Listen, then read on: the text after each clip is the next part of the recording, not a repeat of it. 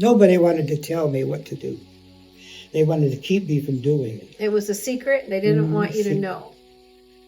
My name is Sherry Reeder Ermshar, and I'm here with my dad, James Reeder, who started Reeder Pianos in 1967. And I thought it might be kind of fun to go over the history and how it started and how Jim Reeder began his journey in the piano business. I just wanted to share a little bit with you about what it was like growing up in piano business. And my first memories, of course, were pianos, playing under pianos, playing the keys of pianos, running around back shop, bothering the employees, talking to them about the various things that were going on. And I often take it for granted that I know quite a bit about the inner workings of a piano when most people don't. So that was a pleasant experience for me. But let's turn our direction over to Jim, and let's ask some questions on what it was like when he first began in 1967.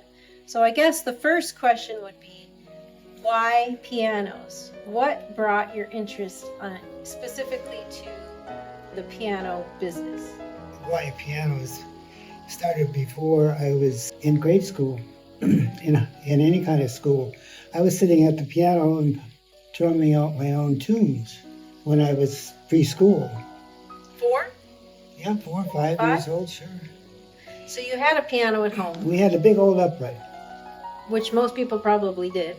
That's right. And we had a piano tuner. That's the unusual, because my mother always had a good ear and she couldn't stand to play a piano that was not in tune. So she was a pianist? She played the piano. Okay. She was a vocalist. She liked to sing. Oh, okay. So the piano tuner came probably once every year or two back then. I would sit on the piano bench and watch him tune. And then I'd ask questions. So it started at a young age, the interest? Yeah, I was probably a second or third grade. Then my dad had a business. It was a kind of a family thing.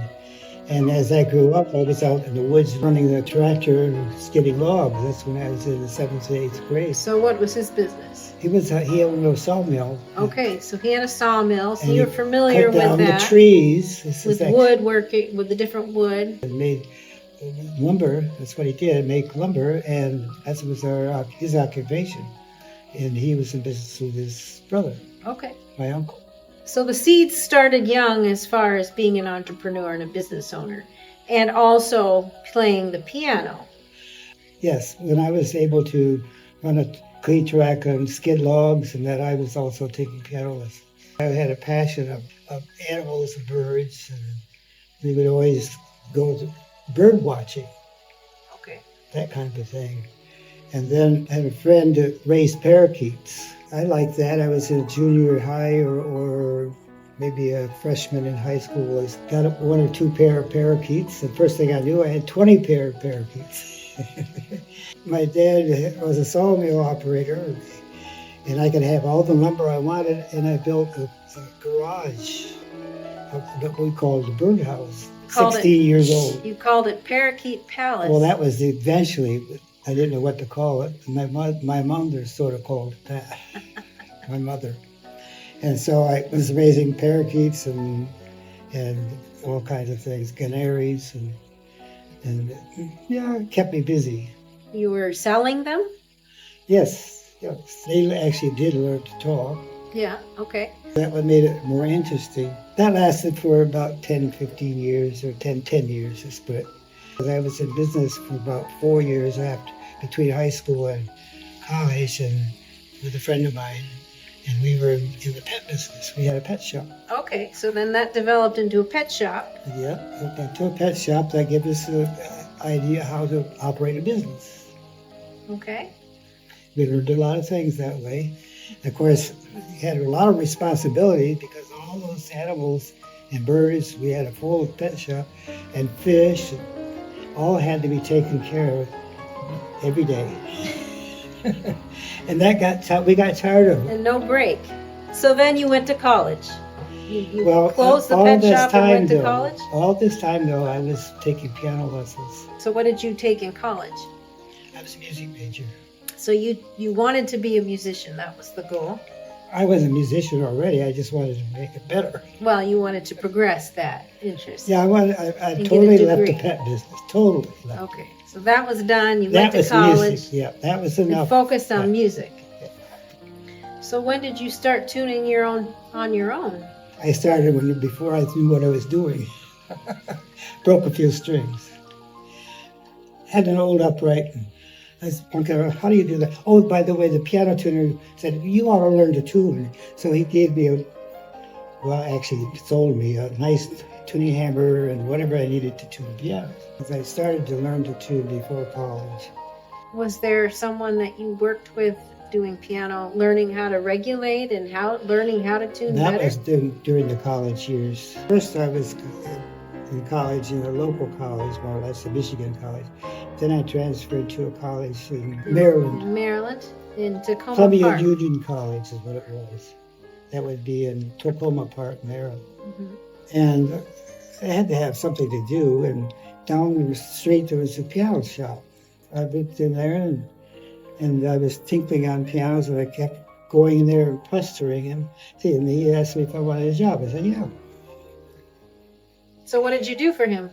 I did whatever he told me, cleaning, and then the first thing I knew, I was working on uprights, and we put in the straps. He taught me all the work, the repair work of doing an older upright piano, and even putting on new hammers that he taught me. So he taught you. That's all He during this. got you started in doing the piano Yes, work, basically. he did. In the back of my mind is what you see right here.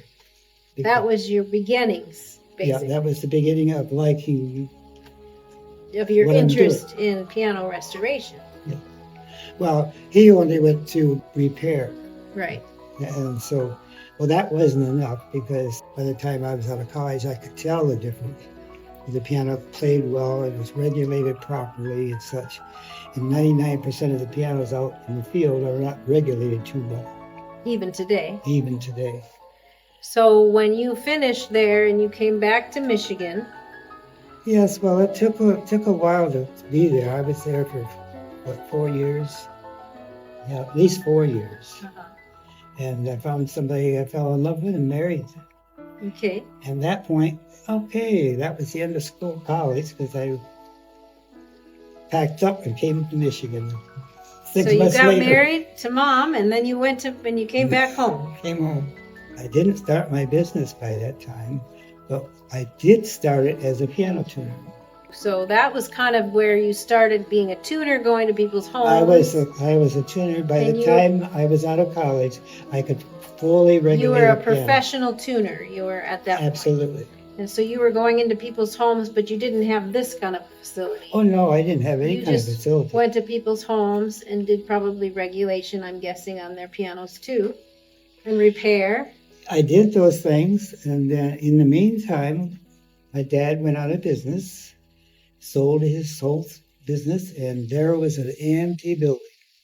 Oh, And I okay. turned it into my piano shop. So at that My point, first piano shop. you had a space. So you started bringing pianos in to do repair on. Did you do soundboards? I eventually did do soundboard. At first, I just repaired them. But my dad no longer was in the sawmill business, so he helped me pick up the pianos, and we moved pianos together, and I had a whole flock of upright pianos, which I prepared and sold, just like I was doing in Maryland, except for myself, not for somebody else. Okay, so they were pianos you were picking up and then fixing them and Mostly selling. upright pianos. And then we did some grand pianos in Maryland, but I was not happy with just what little bit I did, because the grand piano was more intriguing to me because I played. I was a fine pianist at that time. And that's when I got into the piano as a grand and working on the grand pianos. And at that time, major restoration was not the thing to do. Nobody did it? Very few people did it at that time. In fact, I don't know if anybody was doing it. Maybe in Boston they were doing something like that. And I guess maybe so. Maybe in the factories. Well, in the Steinway factory? didn't like to do their own pianos at that time. They wanted to sell new ones, new pianos. Also, they weren't doing much restoration. They frowned upon it. restoring old ones because that took away the sales of new pianos. And things were getting quite tight after the Second World War. But that was really a boon because a used piano was low priced and the pianos were just needing only reconditioning, not restoration work. And after the Second World War, the people had pianos, didn't know what to do because they needed a few bucks, and we were buying pianos. They weren't very expensive at that point. No, they buy an upright for $10 or $15 and fix it up and sell it for $300-400 or more. I started going into grand pianos very seriously. And we found out we could buy a soundboard from a manufacturer who made soundboards. So you could buy the right material. Yeah, it was already a soundboard. There were several soundboard makers that were needed business, So they were willing to sell it to you. And so that's what we did. Now we make our own soundboards. Well, but back then you had to figure out how to install it, though. Well, it's just Who a matter taught of you how to do that? Just take notes and take it apart and then put it back together again. It's no big deal. So you took meticulous measurements. No, not meticulous. Well, you have a It whole only could go binders together back the there. same way it came apart. Otherwise, it wouldn't go together. Well, did you check down bearing and all that back then? At first, we didn't know what we were doing, but no. But then after you figured it out. Yeah, it didn't take us long to know we had to do that. So it was a matter of trial and error at first. Yes, it was, because nobody wanted to tell me what to do. They wanted to keep me from doing it. It was a secret. They didn't want you to know. But I did it anyway. Well, that's a good way to do it anyway, because then you really know what you're doing. It was a good study because if you don't do the whole thing, you never learn. Yeah. And there were pianos that really shouldn't have been restored. Two reasons. One, they were poor quality. The other is they were so bad, far gone that they should have been thrown away. But that's how we learn. I started selling new pianos, which were Mason Hamlin pianos, in the old shop, which is way out in the country, and people had a harder time to find us, But people did because they wanted a good piano, and our prices back then were unbelievably cheap.